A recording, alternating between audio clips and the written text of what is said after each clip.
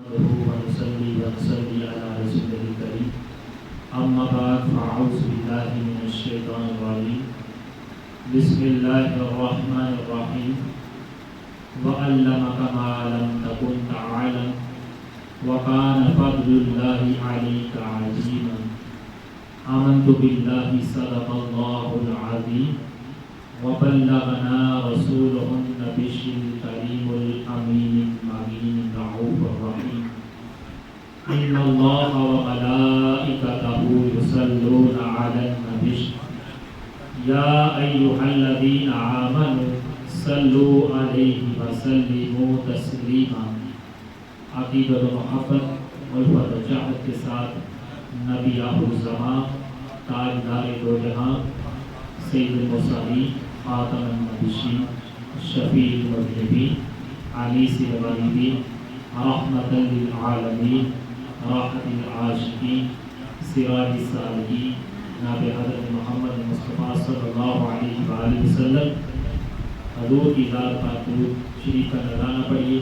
وَإِلَى خاموشنا کہ الصلاة والسلام علیک یا سیدی یا رسول اللہ وعلى آلك وأصحابك يا سيدي يا حبيب الله الصلاة والسلام عليك يا سيدي يا نور الله وعلى آلك وأصحابك يا سيدي يا محمد رسول الله صلى الله عليه وآله وسلم۔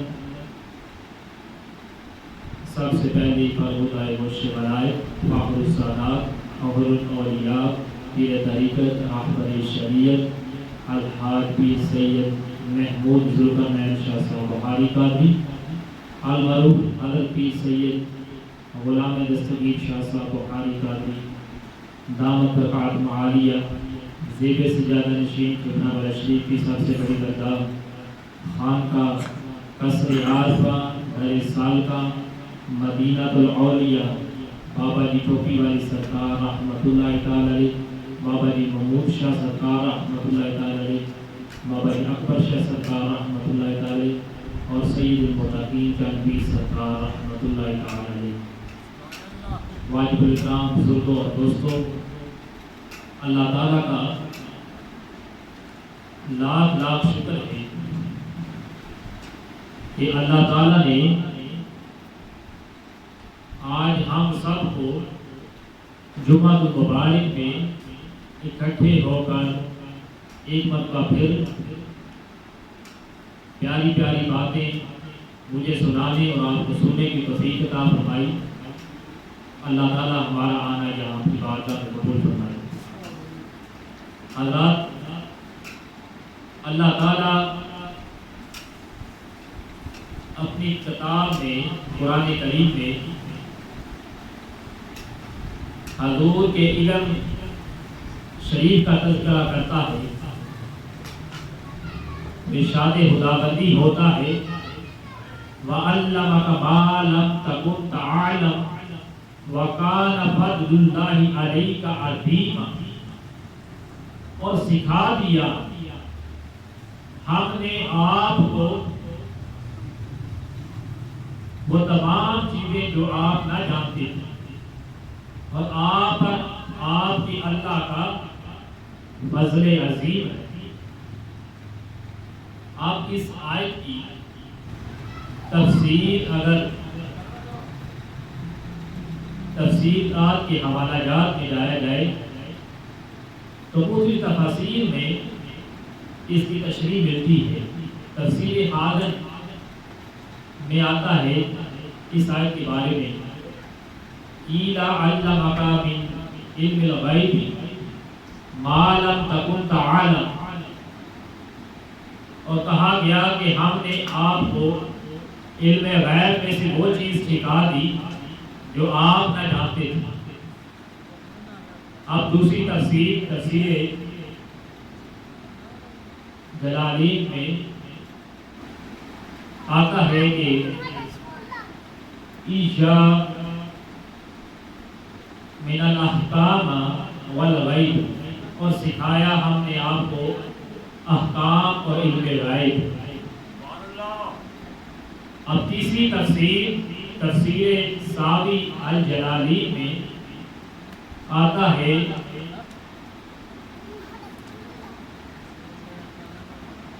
یا من الغیب ما لم تکن تعلم، اور ہم نے آپ کو وہ تمام چیزیں سکھا دی جو حضور آپ نہ جانتے ہیں۔ اب قرآن کی آیت اور ان تینوں تفسیروں کے بعد قرآن کریم کی متعدد آیات ایسی ہیں جس سے یہ ثابت ہوتا ہے کہ حضور کو اللہ تعالیٰ نے علم غیب عطا فرمایا۔ قرآن کریم کے 29ویں پارے کی واقعہ طور پر آیت موجود ہے جو یہ ثابت کرتی ہے حضور کے علم غیب کے بارے میں، اور اللہ تعالیٰ ترجمہ اس کا کچھ اس طرح ہے: اللہ تعالیٰ کبھی اپنے علم غیب پر کسی کو مسلط نہیں کرتا سوائے اپنے پسندیدہ رسولوں کے، یعنی اللہ تعالیٰ اپنے غیب کا علم عطا فرماتا ہے اپنے پسندیدہ رسولوں کو۔ اللہ اگر عام رسولوں کو علم غیب عطا فرما سکتا ہے تو پھر سید المرسلین خاتم النبیین شفیع المذنبین آقا علیہ الصلوۃ والسلام کے علم غیب کا کیا حال ہے؟ اور جہاں تک اللہ کی رضا کا تعلق ہے، حضرت آدم علیہ السلام سے لے کر 1,24,000 انبیاء رسول نے کیا کہا؟ حضرت آدم آئے کہا کہ یا اللہ تو راضی ہو جا، نوح علیہ السلام آئے کہا یا اللہ تو راضی ہو جا، موسیٰ علیہ السلام آئے کہا کہ یا اللہ تو راضی ہو جا، ابراہیم آئے، خلیل اللہ آئے، یا اللہ تو راضی ہو جا، عیسیٰ ذبیح اللہ آئے، یا اللہ تو راضی ہو جا، عیسیٰ روح اللہ آئے کہا یا اللہ تو راضی ہو جا۔ لیکن جب باری آئی آمینہ کے لال کی، آقا علیہ السلام کی، تو پھر اللہ تعالیٰ خود فرما رہا ہے وَأَنَا أَطْلَبُ رَضَاكَ يَا محمد صلی اللہ علیہ وآلہ وسلم، کہ میں رب ہو کر کہتا ہوں اے محمد مصطفیٰ صلی اللہ علیہ وآلہ وسلم تو راضی ہو۔ تو کسی نے کیا خوب کہا کہ خدا کی رضا چاہتے ہیں تو عالم، خدا کی رضا چاہتے ہیں تو عالم، خدا چاہتا ہے رضائے محمد صلی اللہ علیہ وآلہ وسلم۔ اللہ اکبر، یا رسول اللہ، یا حضرات محترم، پھر اللہ تعالیٰ نے آپ صلی اللہ علیہ وآلہ وسلم کے ساتھ وعدہ فرمایا قرآن کریم میں 30ویں پارے میں وَلَسَوْفَ يُعْطِيكَ رَبُّكَ فَتَرْضَىٰ، حضور ہم آپ کو عنقریب اتنا عطا کریں گے، اتنا عطا کریں گے آپ راضی ہو جائیں گے۔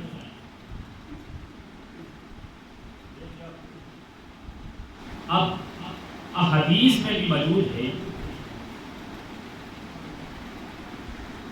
حضرت عمر بن اخطب انصاری رحمۃ اللہ تعالی علیہ راوی ہے، فرماتے ہیں فَأَخَبَرُونَا بِمَا كَانُوا وَبِمَا كَانُوا، مسلم شریف کی حدیث، فرماتے ہیں کہ حضور نے ہمیں ہر اس چیز کی خبر عطا کی جو ہو چکی تھی اور جو قیامت تک ہونے والی ہے، سب کی حضور نے ہمیں خبر پہلے دی۔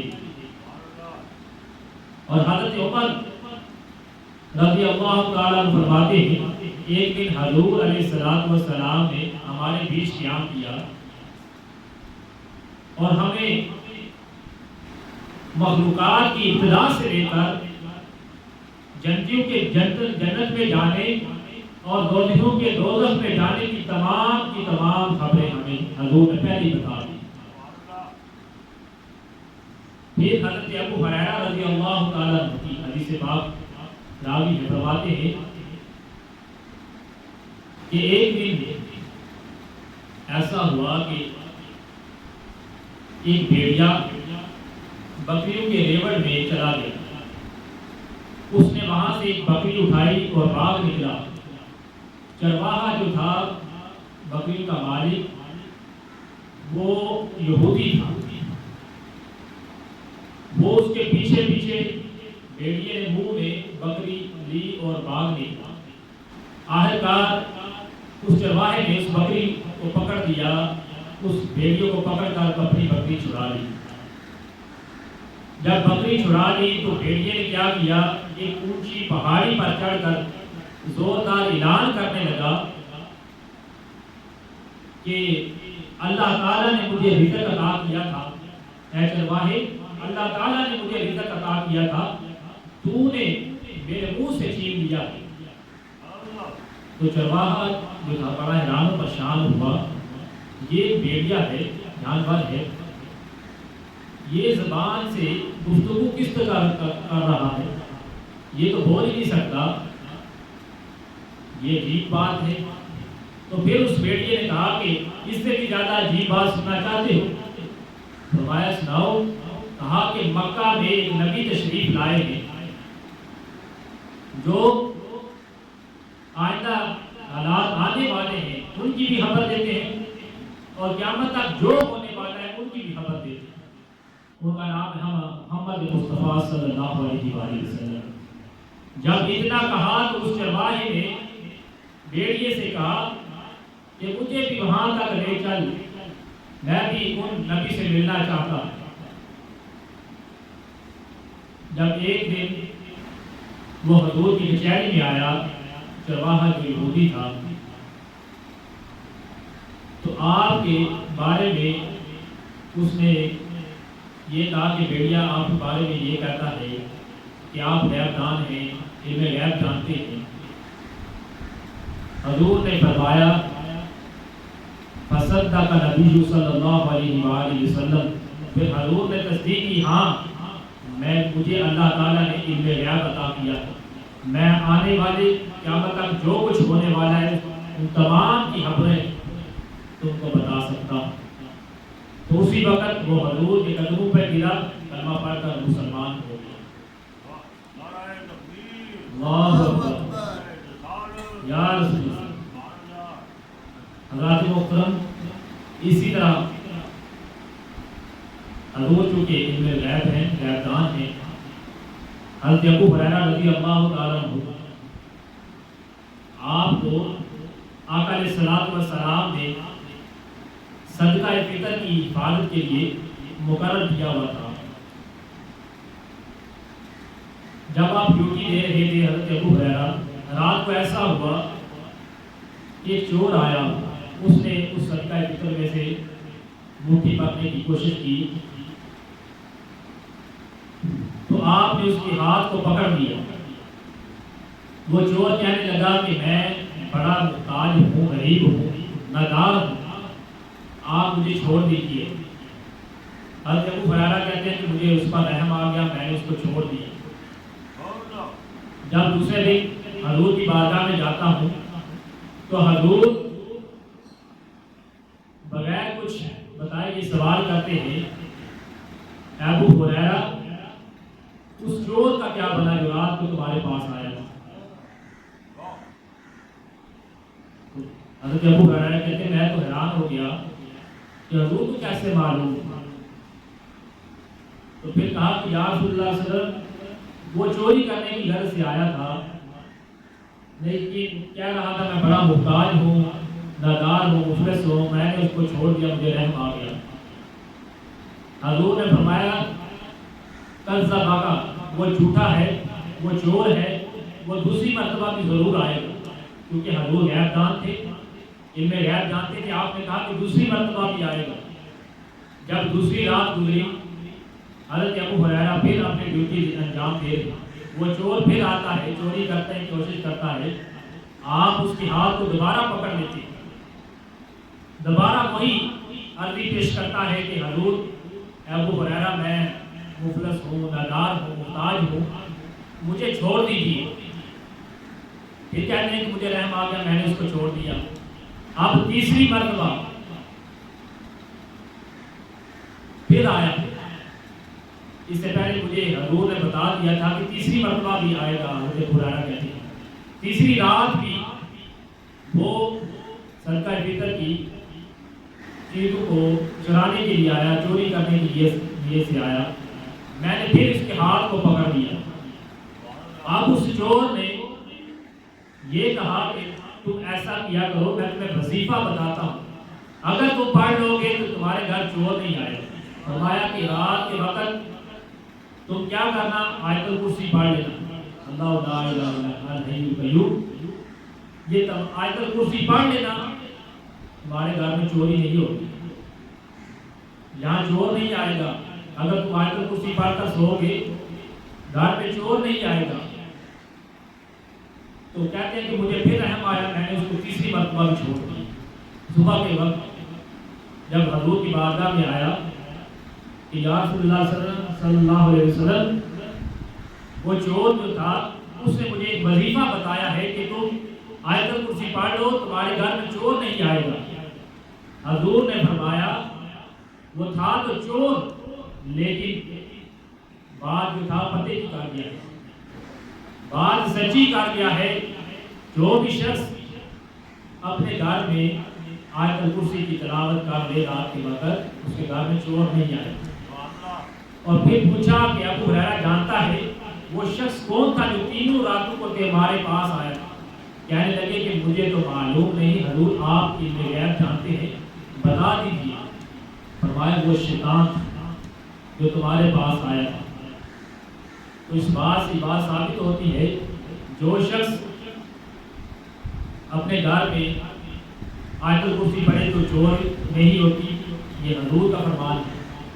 اور اس بات سے یہ بات بھی پتہ چلی کہ حضور علم غیب بھی جانتے ہیں, کیونکہ حضرت ابو ہریرہ کے گھر میں چور آیا تھا رات کو, تو حضور نے صبح بتا دیا تھا کہ چور کا کیا حال ہے.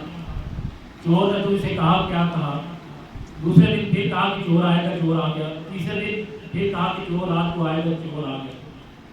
تو حضور علم غیب جانتے تھے, اس وجہ سے آپ نے پہلے حالات بتا دیے کہ چور تینوں راتوں تمہارے پاس آئے گا. اسی لیے کسی نے کیا خوب کہا کہ سر عرش پر ہے تیری گزر, سر عرش پر ہے تیری گزر, دل فرش پر ہے تیری نظر, ملکوت و ملک میں کوئی شے نہیں جو تیری نظر سے یا رسول اللہ عیاں نہیں. اسی طرح حضرات آقا علیہ الصلوۃ والسلام کی اونٹنی, حضرت عمر بن قتادہ رضی اللہ تعالیٰ عنہ فرماتے ہیں کہ غزوہ تبوک کے موقع پر حضور کی اونٹنی وہ گم ہو جاتی. ایک منافق جو تھا اس نے نعوذ باللہ معاذ اللہ یہ کہا, اے مسلمانوں, تمہارا محمد صلی اللہ علیہ وآلہ وسلم تو نبی ہونے کا دعویٰ کرتا ہے, لیکن اس کو معلوم نہیں کہ اس کی اونٹنی کہاں. وہ تو تمہیں حالات بتاتا ہے لیکن اونٹنی کے بارے میں نعوذ باللہ نہیں جانتا. اس طرح کے جب الفاظ کہے تو پھر حضور علیہ الصلوۃ والسلام نے اپنے صحابہ کرام سے کہا, اے صحابہ, اگر تم جاننا چاہتے ہو کہ اونٹنی کہاں ہے, میں تمہیں بتاتا ہوں. اونٹنی ایک درخت میں اس کی نکیل اٹکی ہوئی ہے, وہ فلاں جگہ پر ہے, اس جگہ پر جاؤ, اس اونٹنی کو چھڑا کر میرے پاس لیا. جب صحابہ کرام اس جگہ پر گئے جس کے متعلق حضور نے بتایا, اونٹنی وہاں موجود تھی, درخت اس کی نکیل درخت کے ساتھ اٹکی ہوئی تھی. تو صحابہ کرام نے وہاں سے اس اونٹنی کو لیا ہے. اس بات سے بات ثابت ہو گئی کہ حضور علم غیب جانتے ہیں. اسی طرح حضرات محترم آقا علیہ الصلوۃ والسلام جب فتح مکہ کے بعد اپنے صحابہ کرام کے ساتھ آپ نے بھی اہل مکہ جانے کی کوشش کی, مکہ معظمہ میں جانے کی کوشش کی, تیاری کرنے لگے, تو کسی کو یہ کانو کان خبر نہ تھی کہ حضور آج مکہ میں ہجرت کرے جائیں گے, مکہ میں جائیں گے. کسی کو یہ بات معلوم نہیں تھی, لیکن ایک صحابی حضرت خاطب بن ابی بلتہ رضی اللہ تعالیٰ, انہوں نے یہ خبر ایک خط لکھا عقبہ بن ابی جہل کے نام اور صفوان کے نام اور سہیل بن عمر کے نام خط لکھا، جس میں حضور کی تشریف آوری کا ذکر کیا گیا کہ حضور یہ پلان پر آ رہے ہیں کہ وہ آج مکہ میں پڑاؤ کریں، اور سارا نامی عورت کو یہ خط دے دیا گیا کہ جاؤ تم یہ تینوں افراد کو پہنچا دو۔ تو حضور چونکہ علم غیب جانتے تھے، آپ کو پتہ چل گیا اپنے علم غیب کی بدولت، جو آپ کو حضور فرماتے ہیں کہ مجھے اللہ تعالیٰ نے علم غیب عطا کیا، اس کی وجہ سے بدولت حضور کو پتہ چل گیا کہ یہ معاملہ ہے۔ اگر یہ حق ان کفران اسلام کے ہاتھ لگ گیا تو وہ ہمارا راستہ بند کر دیں گے، ہمیں دقت ہوگی۔